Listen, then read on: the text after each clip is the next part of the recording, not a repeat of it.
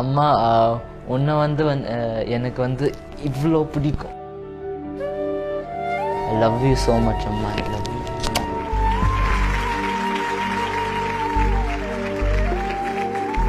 நீங்கள் என்னோட அம்மாவாக கிடைச்சது எனக்கு ரொம்ப சந்தோஷமாக இருக்குது. நான் முன்னாடியெல்லாம் உங்ககிட்ட நான் கேட்டுகிட்டே இருப்பேன், எனக்கு ஒன்று நாய்க்குட்டி வேணும் நாய்க்குட்டி வேணும்னு. அப்புறம் ஒரு நாள் சர்ப்ரைஸாக நீ எனக்கு சாக்கி வாங்கி கொடுத்த.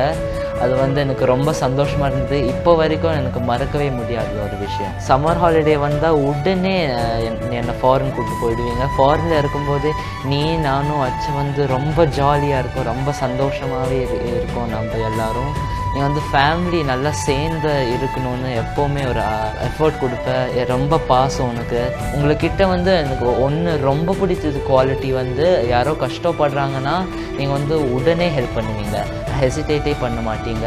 அது மாதிரி நான் டாக்டர் ஆகிட்டு அது பண்ணி ஆனோம். நீ என்னை ரொம்ப இன்ஸ்பயர் பண்ணுற அந்த ஆஸ்பெக்டில். எப்போவுமே புதுசு விஷயம்லாம் நீ ட்ரை பண்ணிகிட்டே இருப்ப. ஒரு ஜாப் இருந்தால் நீ அது ஃபுல் டெடிக்கேஷன் ஃபுல் பேஷன் போடுவேன்.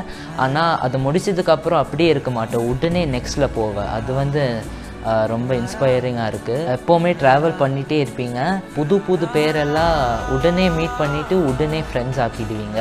ஒரே ஒரு விஷயம் என்னை மன்னிச்சுக்கோ, நீ ஷூட்டிங் போகும்போதே நான் பக்கத்து ஷாப்புக்கு போயிட்டு நான் லிம்கா ஃபேண்டாலாம் நான் வாங்கிட்டு நான் குடிப்பேன், சாக்லேட்டும் வாங்கி நான் சாப்பிடுவேன். அது மட்டும் என்னை மன்னிச்சுக்கோ. இப்போ எப்படி இருக்கீங்களோ அதே மாதிரி லைஃப் லாங்காகவே இருங்க.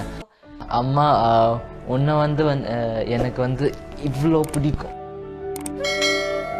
I love you so much அம்மா, I love you.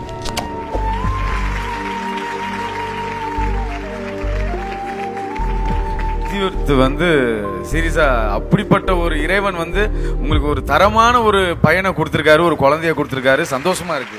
அவன் எவ்வளவு அழகா பாடினாங்க. மிச்சதெல்லாம் விட்டுருங்க. அதே மாதிரி நான் ஃபேண்டா வாங்கிட்டேன், நான் இது வாங்கிட்டேன், குழந்தையாவே இருக்காரு. நீங்க குழந்தையாவே வளர்த்துருக்கீங்கன்னு நினைக்கிறேன். Thanks behind first of all. இவ்வளோ ஒரு சர்ப்ரைஸ் கொடுப்பாங்க நான் எதிர்பார்க்கல. என் பையன் இப்படி பேசுவான்னு எதிர்பார்க்கல. நான் வாழ்க்கையில் ரொம்ப அடிபட்டிருக்கேன் நிஷா. ரொம்ப சின்ன வயசுலேருந்தே ரொம்ப கஷ்டம், உடம்பு படுத்தும், எல்லாமே போராட்டம். என் பையன் சொல்லுவான், இது முடிச்சா அடுத்த முடிஞ்சா இப்படின்னு இருப்பேன். அதில் நிறைய சந்தோஷங்கள் இருந்தாலும் லைஃப் ஃபுல்லாகவே இப்போ இப்படி பண்ணுறேன்னா எனக்காக ஒருத்தர் வெயிட் பண்ணுறாங்க, பண்ணக்கூடாது இப்படி இருக்கிற ஒரு லைஃப்பில் என் குழந்தை எனக்காக அட்ஜஸ்ட் பண்ணுற வாழ்ந்துட்டு இருக்கான். ஆனால் அவன் இப்படி பேசுவான் நான் எதிரே பார்க்கல. எப்படி எடுத்தாங்களே தெரியல. ஏன்னா வீட்டில் யாருமே இல்லையே. இந்த குழந்தைய எப்படி வீடியோ எடுத்தாங்கப்பா. பிகன் வுட் ஹேட்ஸ் ஆஃப் யூ. அடுத்த இமேஜ் மாஸ்டர். அதாவது வாழ்க்கையில் அது சினிமாவில் இருக்கிற ஒரு பெண்ணுக்கு நல்ல கணவர் அமையணும். இல்லைன்னா ரொம்ப கஷ்டம். ஏன்னா இப்போ இருக்கிற அதில் பெண்களுக்கு ஆண்களுக்கு இருக்கிற ஒரே ப்ராப்ளம் ஈகோ அண்ட் பொசசிவ்னஸ். இவன் நல்லா சம்பாதிக்கிறான், அவன் அது மாதிரி.